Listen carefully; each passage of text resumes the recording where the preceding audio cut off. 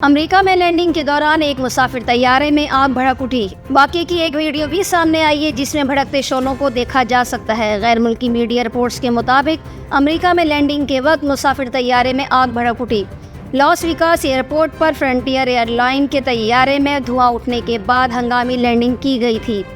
हादसा गुज़िश्ता रोज़ हफ्ते को इस वक्त पेश आया जब अमरीकी रियासत नेवाडा के शहर लॉस वेगास में हैरी रेड इंटरनेशनल एयरपोर्ट पर तैयारा लैंड कर रहा था। सेल फोन की वीडियो में तैयारे के रनवे पर उतरते ही शोले और धुएं के बादल दिखाई दे रहे हैं। अमेरिका में लैंडिंग के दौरान एक मुसाफिर तैयारे में आग भड़क उठी। वाकये की एक वीडियो भी सामने आई है जिसमें भड़कते शोलों को देखा जा सकता है। गैर मुल्की मीडिया रिपोर्ट्स के मुताबिक अमेरिका में लैंडिंग के वक्त मुसाफिर तैयारे में आग भड़क उठी। लॉस वेगास एयरपोर्ट पर फ्रंटियर एयरलाइन के तैयारे में धुआं उठने के बाद हंगामी लैंडिंग की गई थी।